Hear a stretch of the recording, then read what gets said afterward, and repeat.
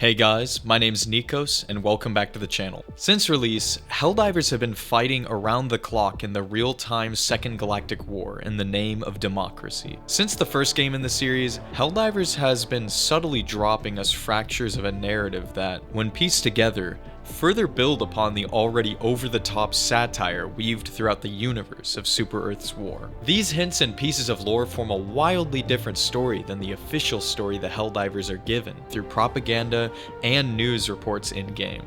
So let's get into it. Let's explore the entire Helldivers universe, between the conflict, factions, major battles, and more up until the most recent developments in the ongoing war in Helldivers 2. This is the story Super Earth doesn't want you to know. And with that, I will likely be charged with treason of the highest form. It's been a good run.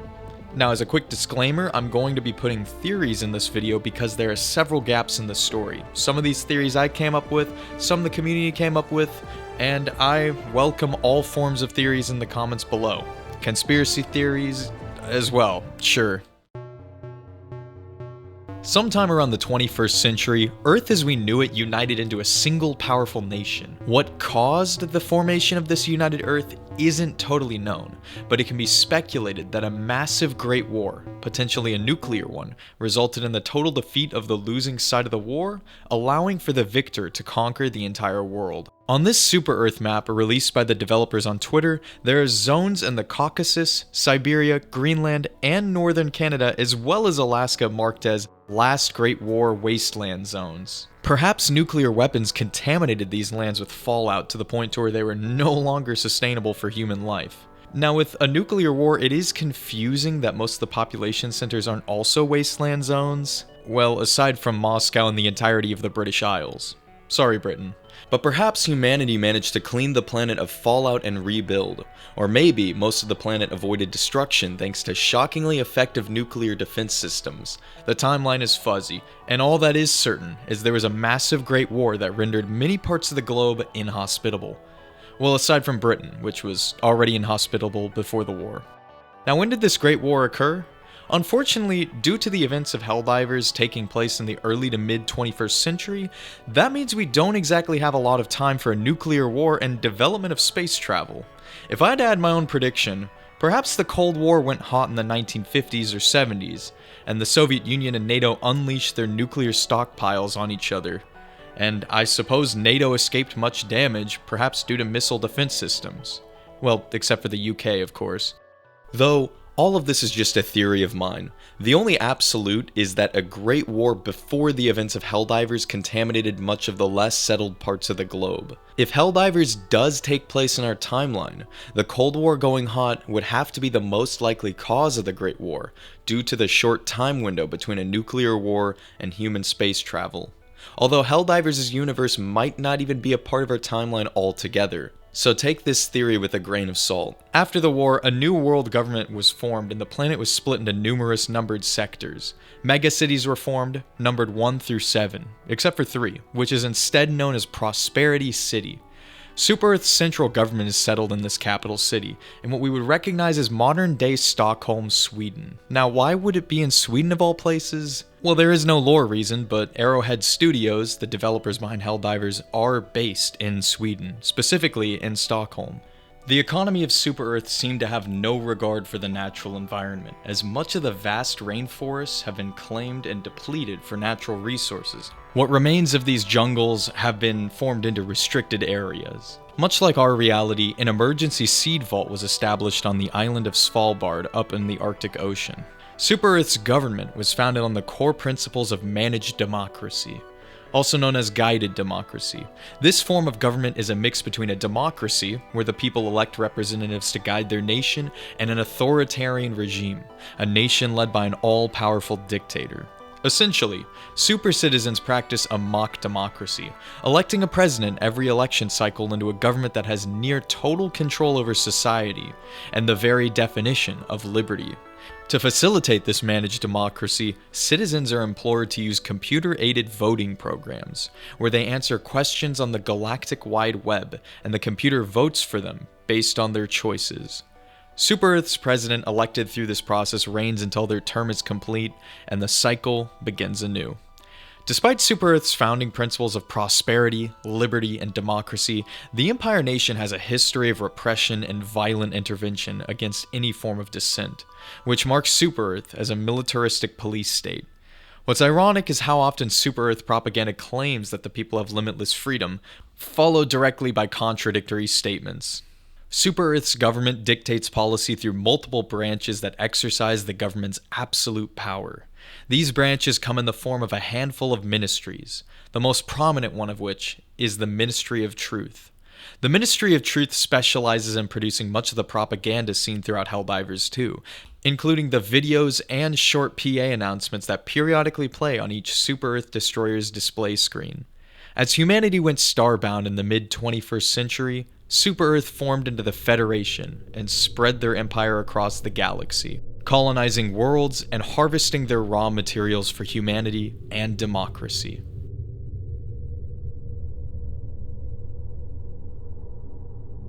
The Federation had grown into a massive empire, but unrest and instability was boiling just underneath the surface. On the Federation world known as Cyberstan, there lived a large proliferation of human-machine hybrids, known as Cyborgs. Not much is known about the origin of these beings. Now, I have a theory that they were developed on Cyberstan to be some sort of more efficient worker, considering Cyberstan is a frozen wasteland industrial planet. But we honestly don't really know. They are human in origin, but there is no concrete evidence as to why man-machine hybrid beings were brought into existence in the first place. The cyborg masses began displaying signs of unity and unrest was brewing. It had become clear that the cyborg was attempting to obtain self-determination and independence from the control of Super-Earth. In their expansion across the cosmos, humanity eventually established contact with numerous curious alien life forms. Human explorers soon discovered the bugs, a sentient race of oversized insects. These bugs managed to spread across numerous worlds with unknown methods of space travel, being as they don't actually use starships. The Helldivers wiki explains that perhaps unhatched bugs, or even super rapidly evolving resilient microbes that eventually evolve into bugs, are launched into space during meteor strikes on bug-inhabited worlds. This would allow bugs to propagate throughout the galaxy. The humans also encountered the Illuminate, a once aquatic species of creatures that had thrived for hundreds of thousands of years. This race once spread their empire throughout the galaxy and utilized energy weapons and shielding. They are thought to be known as the Illuminate due to their impressive levels of technology and ascendant status. After meeting these beings across the cosmos, violent wars erupted between humanity and the aliens. Thus began the First Galactic War in the 2040s, likely 2044, but we don't know the exact date. A massive galactic-scale war across 3 fronts would prove challenging for humanity. To better deal with extraterrestrial threats, Super-Earth raised the Helldiver Corps. This is a force of highly elite space marines equipped with advanced weapons and technology, dropped from orbit into battle in Hell pods released from Super Destroyer-class warships. Though dignified in Super-Earth society, these soldiers are often seen as cannon fodder and dispensable by the Super-Earth government. They are deployed in hit-and-run elite operations similar to paratroopers of our reality. These missions include reconnaissance, sabotage, and lightning attacks, where Helldivers are often outnumbered 100 to 1. A Helldiver's mission ends with, hopefully, an extraction, if they survive, before deployment into the next battle. These missions are very daunting, costing millions of Helldivers to the fires of war. Super-Earth explained the breakout of war with the bugs as an infestation of ferocious, murderous insects. The accuracy of this statement is questionable, considering bugs produce massive amounts of element 710, a sort of fuel similar to oil that is highly desirable to humanity due to the fuel requirements of their starships. As the war raged on, multiple times the bugs were brought to the brink of extinction and totally subjugated by the Helldivers and humanity for the lucrative exploitation of their fossil fuels. Despite this, the bugs always managed to break the shackles of oppression and revolt against the Federation, time and time again, perpetuating a forever war against humanity. According to the archives, and by that I mean the Helldivers wiki, the Illuminate, also known as the Squith, proposed peace upon first encountering humanity. The humans turned this peace offering down after discovering weapons of mass destruction stationed on Illuminate worlds. Or at least this is the story Super-Earth came up with. This assumption of supposed WMDs on Illuminate planets should sound familiar to those of you who weren't born with an iPad in hand. At some point during the conflict, the Cyborgs of Cyberstan seceded from the Federation completely, seeking a voice for themselves and freedom from the militaristic democracy hosted by Super-Earth. It appeared as well that they subscribed to a form of socialist society. Super-Earth propaganda depicted the Cyborgs as borderline communist, and also claimed that their origins came from a mad scientist committing horrible science experiments against humanity. As an escalation to the conflict seemed inevitable, a cyborg detonated explosives in the 48th district of Super-Earth. It isn't known the death count of this incident, but it led to a war between the Helldivers and cyborg forces. The cyborgs began invading nearby worlds to cement their military might. Captured humans were forced into the cyborg army. They were altered and horribly mangled into more man-machine hybrids to bolster the ranks of the cyborg. As Super-Earth's three-front war ground on for over 40 years, the factions ebbed and flowed until Super-Earth's enemies were crushed and peace was finally struck. Cyberstan was conquered, and the cyborgs were forced back into Super-Earth's democratic system and into the voting booths. The bugs were defeated and under complete control, and the Illuminate were forced into a treaty of disarmament, defanging the wise race and casting them into isolation. For 100 years, democracy reigned supreme, and the galaxy ushered in a time of peace.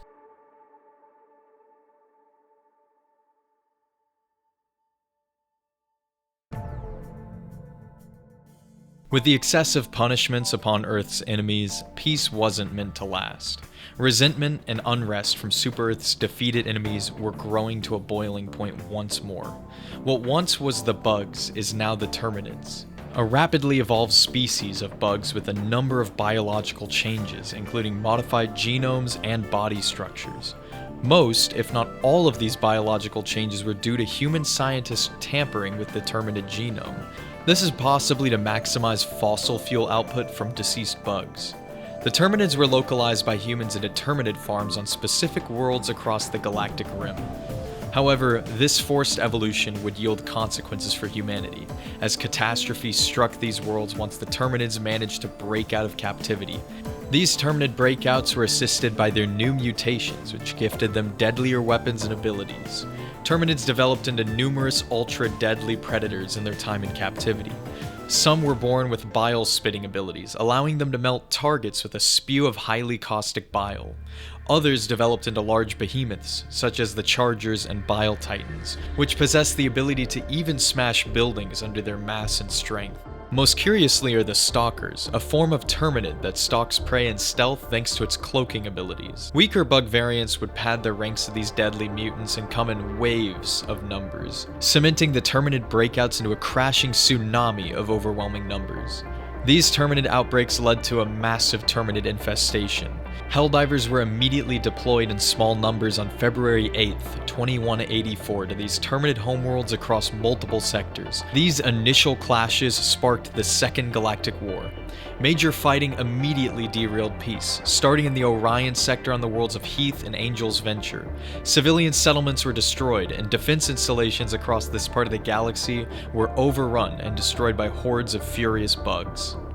As the Helldivers put up stiff resistance over the Terminid hordes of the Orion system, small skirmishes subsequently began in the opposite end of the galaxy in Severin, a system that was overrun by the Automatons. The Automatons are a faction of robots. Automatons are produced by forges and fabricators in a perpetual replication effort to maintain numbers.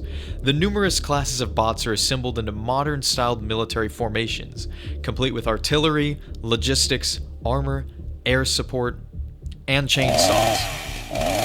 This is very similar to the Cyborg. The Automatons even share the same emblems and iconography as the Cyborgs as well. Evidence has also surfaced on Twitter that the Automatons are actually descendants of the Cyborgs. It seems the Cyborgs created the Automatons. In a thread completely in binary from the Helldivers game Twitter account, the following can be deciphered. We, the collective from Cyberstan, unanimously assert our independence from Super-Earth. We have the right to defend our home from the brainwashed Helldivers. Our children, the Automaton, will not suffer as we have under the oppression of Super-Earth. It seems that the Cyborgs are getting kinda clever, somehow managing to form a robot army while under Super-Earth captivity. The Automatons interestingly avoided Cyberstan and struck in nearby sectors, conquering several human worlds and staking their claim over a stretch of weakly defended Federation space. The Helldivers' first contact with the bots began on Ubanea and Malevelon Creek. Little did the Helldivers know at the time that Malevelon Creek would become one of, if not the bloodiest battle in the entire war. At this point in time, the Automatons and Helldivers shared small skirmishes, and all-out war in the Severn sector had not yet begun. This changed on February 15th, when the Automatons launched assaults on Mantes and Dropnir, two worlds that hung in the balance in bitter conflict between the Helldivers and bots.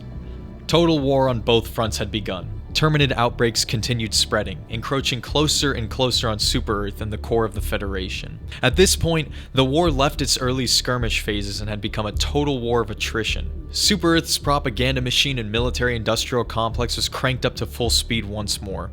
It was determined that this war had become a fight for survival. Civilian casualties in the outer reaches of space skyrocketed, and human propaganda depicted the bots as murderous socialists and the bugs as violent, fascistic vermin. Both factions are painted as forces of evil, who hate all human life, family values, and democracy. Before we jump into the major operations and battles, I wanted to cover something first. Like the first game, the Second Galactic War in Helldivers 2 is actively being influenced in real time.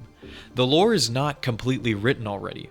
Depending on the outcome of major events, the game master at Arrowhead alters the narrative influenced by the victors of an operation. With each victory, the players, in the boots of the Helldivers, claim ground and acquire new resources for both Super-Earth as well as themselves. In some cases, victory opens up further invasion and provides extra free stratagems for units in the field. Defeat brings a prolonged war, and the invading armies encroach further upon Super-Earth's worlds. It's a very engaging tug-of-war that makes each player's contributions have weight, and every player ends up beginning to feel like a character in this overarching universe and narrative. It's actually really fascinating. I've never seen so many players take to role-playing so hard in this game. It's probably one of the coolest, most engaging communities I've ever seen in gaming.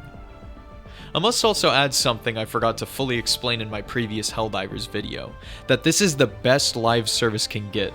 Not only is new content regularly being cycled in, but the war is actively changing. Just like a real war, new maps or battlefields, mission types, and weapons become available as the war grinds on. Live service framed in a prolonged war, where service significantly impacts the outcome of the war, is insanely engaging. With that, let's build a timeline of the brave efforts of the Helldivers. The first major order was issued, Operation Valiant Enclosure. On February 8th, mobile Helldiver units launched an operation to quell the Terminid infestation to manageable levels. The objective was to push the Terminid frontline back from Heath and Angel's Venture, further from Super-Earth. These early clashes proved fruitful for humanity, as the Terminids were exterminated by the Helldivers' thrust outwards from Super-Earth. On the same day, the Helldivers and Automatons traded small skirmishes with each other, before the battle escalated, seeing both sides locked in a bloody struggle for the planet of Malevelon Creek. For nearly a month, the planet's surface was scarred by the ash of war as the Malevelon meat grinder chewed through Helldiver and bot alike. A costly scrap for a jungle world, known by the Helldivers as Space Vietnam, due to its relation to a war fought on Earth before the unity of Super-Earth was solidified. The Automatons gained the upper hand, and the Helldivers were forced into retreat as supplies and manpower ran dry. Each neighboring world in the sector proceeded to go offline, falling firmly into automaton control. The fall of Malevelon Creek would go on to be remembered as one of the most tragic defeats in this early phase of the Second Galactic War, and was followed by the automaton conquest of nearby worlds, including Dropnir and Mantes. Detachments of Helldivers remained cut off and trapped on Malevelon Creek, making a final stand as much of the Helldiver Corps had already left the system in defeat. Thus began the Second Battle of Malevelon Creek on the 28th, the same day the first battle ended. This battle would see a prolonged, desperate defensive effort against the bots. Other worlds and neighboring systems were momentarily liberated to bring forth supplies and reinforcements to fuel the fires of conflict on the planet before those worlds were retaken by the bots in counterattacks. March 7th. The Helldivers and SEAF successfully liberated Heath and Angel's Venture, erasing Terminid control from both planets after an extensive extermination effort. On the same day, a major order was issued by High Command, led by General Brash. Tien, a world that housed the only Morganson arsenal that was producing exosuits, was under siege by the Automatons. The Helldivers reassigned much of their elite forces to the planet, quickly repelling the invasion force and successfully reclaiming the exosuits by the 8th. These suits are a form of armored walker, fitted with a chain gun and an anti-tank rocket pod. With the safety of the technology firmly in the hands of the Federation, the new weapon of war was rolled out in mass production. Exosuits were immediately made available to the Helldivers for use in their liberation campaigns. And though they may seem like a game changer on paper, early models of Exo-45 Patriot exosuits had issues with malfunctioning targeting computers, as well as poor quality control on anti-tank rocket pods, which saw remarkable rates of self-destruction upon firing. This resulted in the unfortunate loss of lives for many Helldivers. These issues were ironed out in later models of suits, but still weren't enough to mark a significant turn in the tides of war. The exosuits often would be utilized as a supporting element rather than as armored units due to their high cost and relative fragility, especially against automaton missile weapons. Though they saw much more effective use against the Terminids. March 12th. A victory was needed on the Terminid front. The infestations kept spreading, with no end in sight. A more efficient method was needed to control the overwhelming herds of Terminid swarms. In response, Super Earth developed Termicide, a form of biological weapon developed for the use of destroying Terminid hives and wiping them from planets. It's essentially giant bug spray. These were deployed from towers situated on the surface of Errata Prime, Turing, Fenrir 3, and Meridia, worlds of the Umlaut sector, as well as the planet Heath. Helldiver units were deployed to Termicide facilities to deploy this new chemical weapon. Amidst heavy casualties on overrun planets, the Helldivers were once again successful, culling the Terminid populations enough to completely liberate the Umlaut sector by March 16th. Major orders were dispensed against the bugs throughout March in Operation Liberal. Wow. It doesn't say that in the script. I don't know why I said Operation Liberal. In Operation Checkmate Liberal. No. In Operation Prime Liberation and Hell-Draco, which saw mixed results. Prime Liberation was a failure. The objective was to liberate planets enough for civilian resettlement and fuel harvesting, but it ended up seeing Helldivers hitting a brick wall. Hell-Draco, on the other hand, was a success. Crimsica, Istanu, Fori Prime, and Hellmire remained under the control of Super Earth, allowing for the successful extraction of crude E710 en masse from these worlds through deceased Terminids. Despite these victories, a breed of flying Terminids, with razor-sharp talons, were identified, known as Shriekers. It is not known if Termicide had an unintended side effect of mutating some Terminids into these new highly deadly flying creatures, though Super Earth routinely denies this claim, making it likely true. Interrogation specialists under the banner of the SEAF forced information out of captured automaton soldiers. This revealed automaton war plans, the most notable of which detailed an operation called the Reclamation. Human forces surmised the automaton armies were planning a large-scale offensive effort. Super Earth decided to take the initiative on the bots, initiating the first phases of Operation Swift Disassembly. The multi-step plan culminated in the ultimate objective of completely destroying the automaton military and pushing them out of the galaxy entirely. It began with a rocky start as Helldivers captured Truce but hit stiff resistance and failed to liberate Tibet. New automaton close air support units were also spotted in these battles for the first time as well, gunships. Even more concerning, Helldivers began reporting the sightings of large mobile bases known as factory striders, though many shrugged these off as myth as they were very rare. But the automatons weren't the only ones with new toys. Super Earth armories began rolling out the LAZ-99 Khazar cannon and MG-206 heavy machine gun. The former would be used to great effectiveness in the coming efforts of Operation Disassembly due to the weapon's limitless energy ammo tap coupled with its effectiveness at knocking out automaton gunships and dropships with a single shot. The heavy machine guns eyed, I guess. On April 1st, the Helldivers finally recaptured Malevelon Creek after a month-long struggle. Countless lives and bots were lost to all-out hell on the surface of the Blue Marble, and a hasty bot counterattack was launched on April 2nd to dislodge the Helldivers in the third battle of Malevelon Creek. This smaller, mostly depleted, scrappier force of automatons was woefully equipped and outnumbered. Their attack was repelled by the Helldivers in 9 hours. April 3rd marked the first full day of silence on Malevelon Creek in over a month of constant combat. Super Earth's president declared this day as Malevelon Creek Day to commemorate the loss of lives for the defense of the planet. All of this for a backwater world on the outskirts of human space. Helldivers were even issued a new exclusive cape to honor the fallen. Speaking of capes, it seems that the cape is somewhat of a symbol of Helldivers. Aspiring Helldiver recruits are given their cape upon successful completion of training. With the erasure of automaton presence from the Trigon sector, the Helldiver Corps launched simultaneous invasions on Durgan, Maya, and Tibet, the last automaton worlds on the galactic map. With a swift Super Earth victory, the automatons were crushed and wiped completely from the galactic map, sent retreating into the far reaches of the galaxy. SEAF High Command was convinced that the Reclamation was halted with these operations. The Terminids were also steadily decreasing in strength. Helldivers and SEAF units ground down the seemingly infinite hordes of bugs slowly but surely. In Operation Rearing, Helldiver units targeted the Terminid-held worlds of Crimsica, Istanu, and Hellmire, planets that were previously liberated by Helldivers in a back-and-forth tug-of-war against the bugs. But with the redeployment of Helldivers from the automaton front, an easy victory was assured. The much more concentrated Helldiver force assisted in the establishment of new E710 farms, and with that, procreation applications were opened for the Helldivers. The war was just about over. Super Earth hosted a victory parade on April 8th to celebrate the honorable duties and unwavering dedication of the Super Earth armed forces in their efforts to uphold and preserve democracy.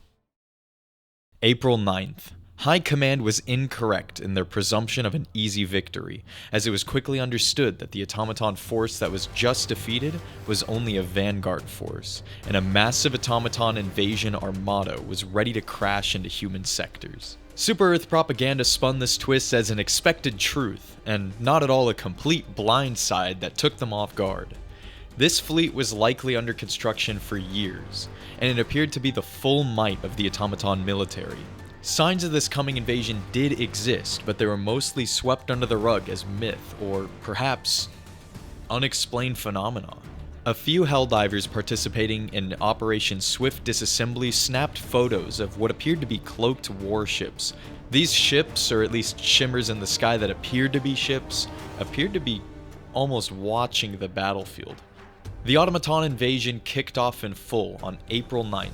It began with the disruption of human communications, followed by the swift collapse of the defenses across multiple systems in the relatively undefended northern sectors of the galaxy.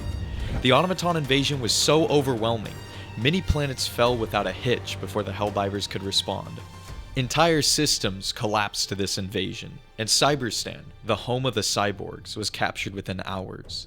It is not currently known what the automatons plan on doing now that they have officially liberated their comrades. Super Earth's Strawman News has reported that it is suspected by many on Super Earth that Cyberstan has become the new base of operations for the automatons. As the invasion marched onwards within 2 sectors of Super Earth, SEAF High Command ordered all units set to LibCon 1 and sent a high priority order to mobilize reserves and send all available Helldivers to rush to the defense. Emergency Operation Courageous Defense was officially launched. The Helldivers were tasked with defending 5 quickly falling worlds in order to plug the gaps and stop the wrecking ball of this invasion fleet from doing any more damage. The automaton invasion fleet proved far too powerful for the disorganized Helldivers, and the operation failed. Stretching the Helldiver Corps so thin made defeat in detail inevitable. Civilian casualties were extreme. The bots then moved laterally, seizing additional worlds nearby. No quarter would be given. Total brutality was displayed by the bots as they had done before. A new major order was issued, Operation Menkent Line. A new defensive line was drawn on the galactic map. On April 11th, Helldivers were deployed to hold the worlds of Lasath and Menkent as the automaton fleet ran out of steam. With the help of the Helldivers, the SEAF would be able to construct superior orbital defenses to counter any automaton advance from encroaching any further. The operation was a success. The Helldivers managed to stop the bleeding.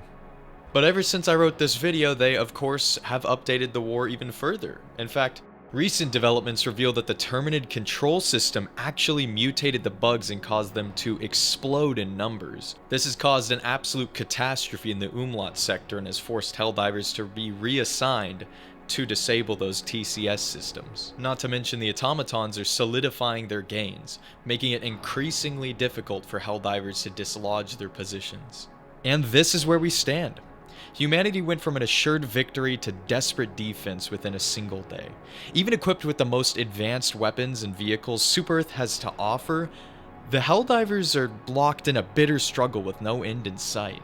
The future of this war is completely uncertain, not just because Super Earth's fate is up to the Helldivers, or the players, and their efforts on the battlefield, but also due to the ruthlessly aggressive actions of their enemies. Now that Cyberstan is under automaton control after the Reclamation, it remains to be seen if the Cyborgs will re-enter the conflict to exact revenge against humanity. Some are also wondering if the Illuminate will enter the conflict, sparking a third front in Super Earth's war. With the future up in the air and the fate of the galaxy hung in the balance, democracy's dominance remains questionable. Can Super Earth actually lose this war? Could we witness an invasion of Mars and maybe even Super Earth itself, resulting in a final stand made by the Helldivers? They are potential targets on the global map, and this early into the war, all of this remains to be seen. The war for liberty and justice for all has only just entered its second month. 100 years after the first war that resulted in a Super Earth victory, the subjugation of the bugs and cyborgs, and the surrender of the Illuminate. Now, in the Second Galactic War, the bugs are back in force, and further evolved.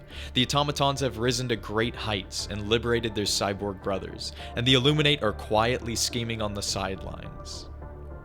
It is up to anyone's guess as to where this war will go. Thanks for watching this video. Be sure to subscribe to the channel so you can catch future uploads early.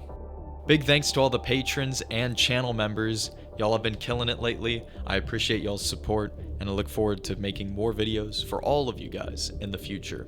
Alright, see ya.